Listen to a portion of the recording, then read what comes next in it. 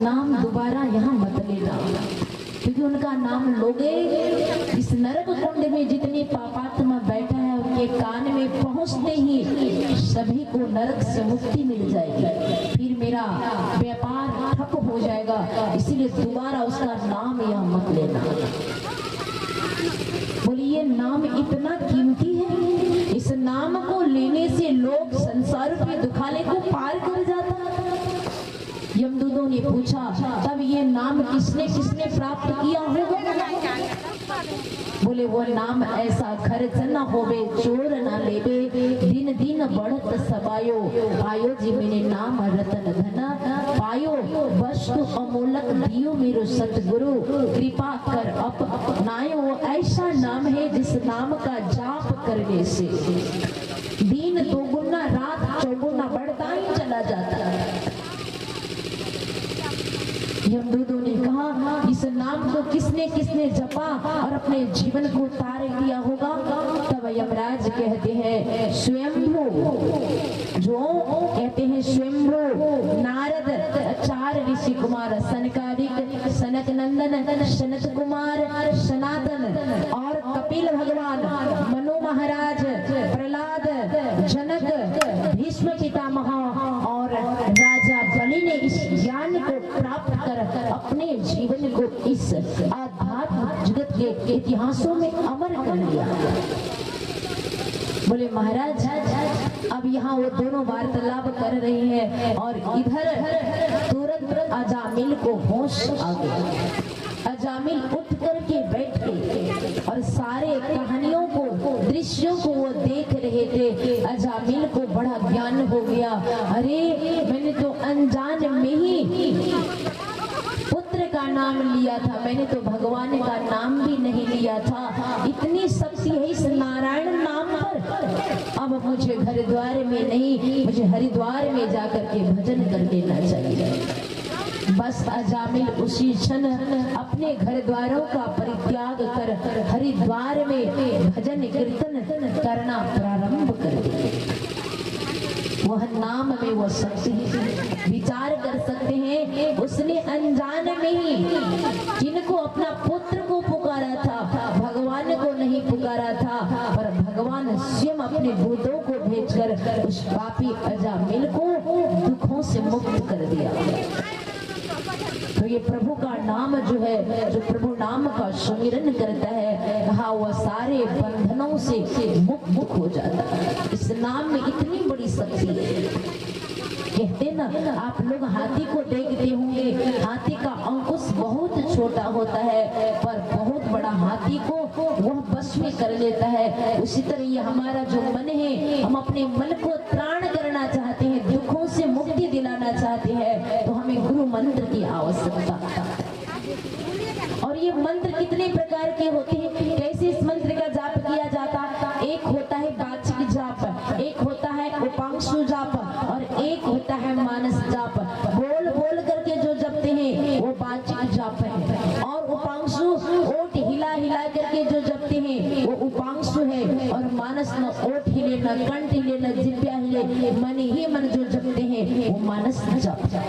आप 1000 उपांग का वाचिक जाप करेंगे और उसमें आप एक उपांशु करेंगे तो उतना फल मिलेगा, और जहां आप 1000 उपांशु जप करेंगे वहां एक मानस जप करेंगे तो वो आपको फायदा मिलेगा।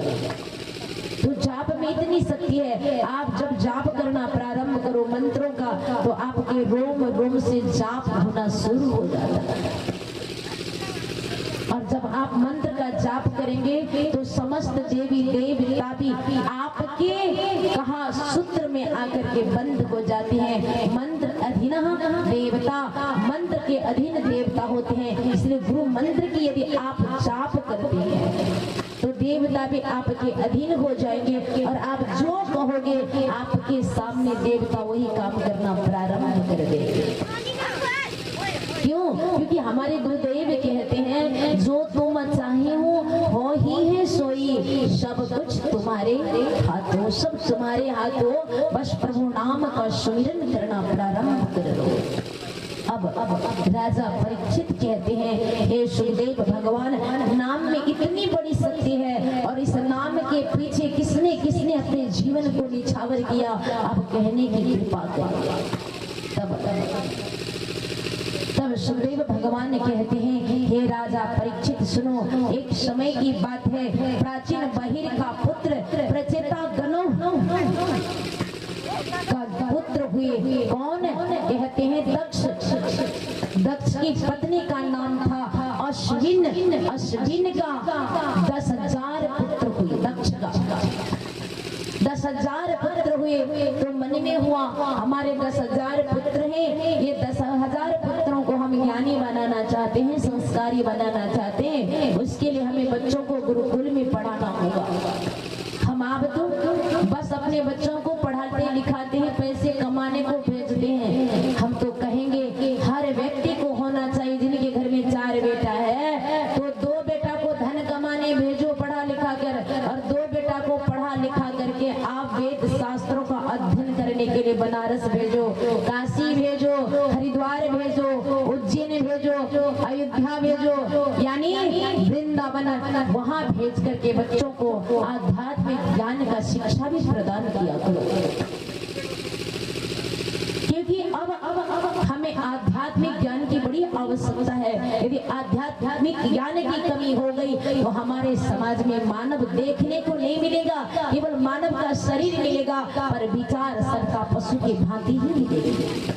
और जहाँ 2-10 पशु एक जगह रखा दिया जाए तो पशु एक दूसरे से लड़ करके मर जाएंगे, मानवता ही समाप्त हो जाएगा। इसलिए आध्यात्मिक ज्ञान की आवश्यकता है। तो दक्ष ने विचार किया, मेरे 10,000 पुत्र हैं और ये 10,000 पुत्रों को मुझे ज्ञानी बनाना है महाराज। तो उसने क्या किया, गुरु खोजने के लिए निकल पड़ा। बड़े बड़े महापुरुष से वशिष्ठ देव जी महाराज है, विश्वामित्र है, और वहाँ अंगिरा ऋषि है और दुर्वासा ऋषि है, बहुत ऐसे ऋषि है, पर उनको कोई भी ऋषि महापुरुष उतना पसंद नहीं आया। उनको पसंद कौन आया? देवर्षि नारद आ गया। बोले भागवत भगवान की। उनको देवर्षि नारद पसंद आ गया और देवर्षि नारद से कहा, हे देवर्षि नारद, आप मेरे द्वार पे चलिए, मेरे 10,000 पुत्रों को पढ़ा लिखा कर ज्ञानी और संस्कारी बना दीजिए। फिर देवर्षि नारद दक्ष के दरबार पे पहुंचे और दक्ष के 10,000 पुत्रों को पढ़ाना शुरू किया। जब पढ़ाना शुरू किया तो देवर्षि नारद ने कई कुट प्रश्न बच्चों के सामने रख दिया। बच्चों से पूछा गया कि जरा बताओ, दोनों तरफ बहने वाली नदी का नाम क्या है? बच्चे कहते, महाराज हमें पता नहीं है। फिर पूछा गया, कौन ऐसा वह गुफा है जहाँ प्रवेश करने के बाद लोग बाहर नहीं आता? और ये बताओ, बच्चे कहते हमें नहीं पता वो कौन सा गुफा है जहाँ प्रवेश करने के बाद लोग बाहर नहीं आते। और फिर देवर्षि नारद ने तीसरा प्रश्न कर दिया कि सुनो बच्चों, वो कौन सा पक्षी है जो अनेक भाषा को बोलता? बच्चे कहते हमें नहीं पता। बोले इस चीज को जानना चाहते? सारे बच्चे कहा हाँ हाँ जानना चाहते। बोले इस चीज को जानना चाहते हो तो गुरुमुखी बनना पड़ेगा। सारे बच्चों ने देवर्षि नारद को गुरु बनाया। फिर देवर्षि नारद सारे बच्चों को बताने लगे, दोनों तरफ बहने वाली नदी का नाम है माया। आशा डोरी लगाए गले बिच, बट जिम कपही न छाया, काम हित तुम हर रोज नाचे का तुम भरम भुलाया। कहते हैं दोनों तरफ बहने वाली नदी का नाम है माया। बोले ये माया क्या है? बोले माया, ये माया का चक्कर मुकद्दर का फेर, मकड़े के जाल में फंस गया मानव रूपी शेर। मानव माया के बंधन में फंस गया। बोले महाराज इस माया के बंधन से निकलने के लिए क्या करना पड़ेगा?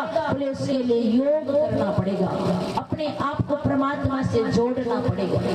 बोले जोड़ने के लिए बोले एकांत में साधना करनी होगी। सारे राजा दक्ष के पुत्र कहते हैं, राज दरबार में तो शोर मचते रहता है, यहाँ तो एकांत नहीं, एकांत जंगल होगा, तीर्थों में होगा, तब तो हमें इस माया से बचने के लिए तीर्थ की ओर निकलना पड़ेगा। बच्चों ने संकल्प ले लिया।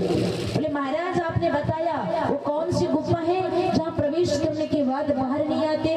बोले वो मोक्ष रूपी गुफा, जिस गुफा में लोग प्रवेश कर जाता है, जन्म मरण के चक्र से छूट जाता। पुनरपि जननम पुनरपि मरणम, कहाँ बार बार जन्म लेना, बार बार जो मरने का चक्र है उससे छुट्टी मिल जाती है। बोले इसके लिए भी साधना करनी पड़ेगी। बोले तीसरा बोले पक्षी जो अनेक भाषा बोलते वो कौन सा है महाराज? देवर्षि नारद ने कहा वह है शास्त्र। बोले इनको जानने के लिए, बोले इनके जानने के लिए भी घर का त्याग करके बाहर जाना पड़ेगा।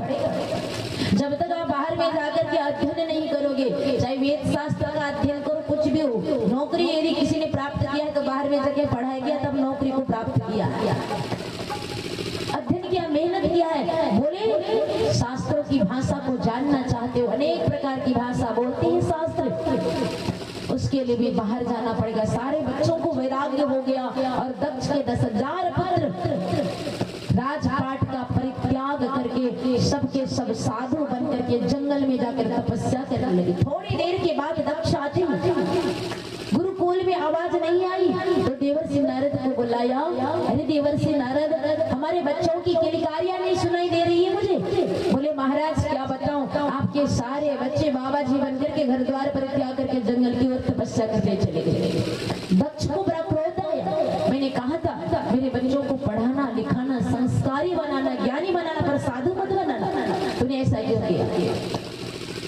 बस क्या था, दक्ष ने देवर्षि नारद को धक्के मार करके बेइज्जती करके राज दरबार से बाहर कर दिया।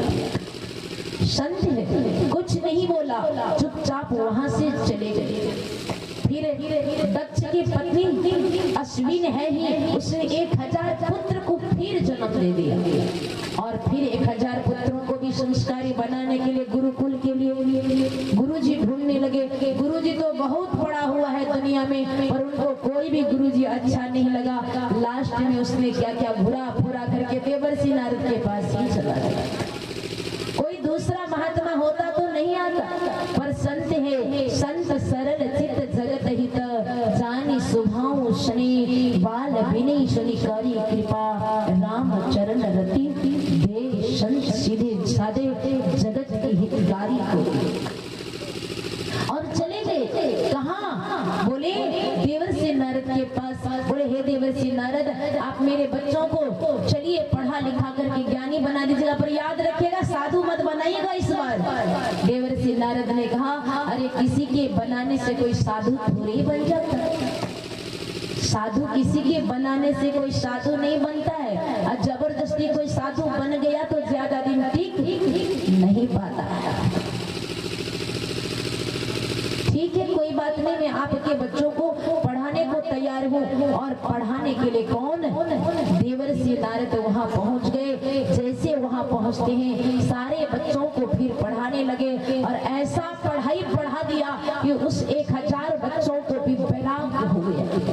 सारे बच्चे देवर्षि नारद से गुरु दीक्षा को धारण किया, हरिनाम का युक्ति को सीखा और 1000 बच्चे भी साधु बनकर जंगल की ओर तपस्या करने को निकल गए। उधर से आया दक्ष, कहते हैं अरे देवर्षि नारद, आज मेरे बच्चे की आवाज नहीं आ रही है गुरुकुल से। बोले क्या बताओ महाराज, आपके ये 1000 बच्चा भी साधु बन के जंगल में तपस्या करने चला गया। अब तो दक्ष को क्रोध का ठिकाना नहीं रहा। दक्ष कहने लगे अहो असाधु साधुना साधु लिंगिन नरस्त्वा, असाध्य कार्य भर का नाम भिक्षु मार्ग प्रदर्शितः। अरे तुम साधु हो कि ढोंगी हो? तूने हमारे बच्चों को बाबा जी क्यों बनाया भीख मांगा? हाँ, तू जैसे भीख मांगे घूरता इधर से उधर, वैसे तूने मेरे बच्चों को भीख मांगा बना दिया। तुमको मैंने कहा था मेरे बच्चों को पढ़ाओ लिखाओ संस्कारी ज्ञानी बनाओ, मैंने तुमसे ये नहीं कहा था कि मेरे बच्चों को तू साधु बना। बहुत गाली देने लगा और गाली ही नहीं दिया, देवर्षि नारद को धक्का मार करके भगाते वक्त श्राप भी दे दिया। बोले जाओ, तुम साधुओं को मैं श्राप देता हूँ, एक जगह धरती पर पैर कभी जीवन में टिके ही नहीं। देवर्षि नारद प्रसन्न हो गया। बोले धन्य हो दक्ष, तूने मुझे श्राप देकर बड़ा उपकार किया। हम आपको कोई श्राप देता तो उसको हम छोड़ते नहीं छोड़ते। यहाँ दक्ष ने इनको देवर्षि नारद को श्राप दे दिया कि तुम साधुओं का पैर एक जगह कभी टिकी नहीं। देवर्षि नारद मुस्कुराते हुए कहते हैं धन्य हो दक्ष, आपने बड़ा उपकार किया मेरे ऊपर, श्राप देकर अब बढ़िया कर दिए। अब मैं रोज दुनिया घूमता रहूंगा, आराम से चलता रहूंगा, क्योंकि बंधा नदी गंदा है और जो नदी बहता दाग लगे ना, कोई जो नदी बहता है वो स्वच्छ पवित्र रहता है, और जहाँ बांध दिया जाता वो गंदा हो जाता है। अच्छा किया जो साधु रमता, दाग लगे ना कोई, अच्छा है कि साधु रमता रहेगा, क्योंकि बहता पानी रमता जोगी, बहता पानी बड़ा अच्छा होता है। वहां से कौन कहते हैं, वहां से देवर्षि नारद चले गए प्रसन्न होकर। साधुओं को देखिए, साधु महात्मा एक जगह कभी नहीं टिकते। मैं भी यहाँ आई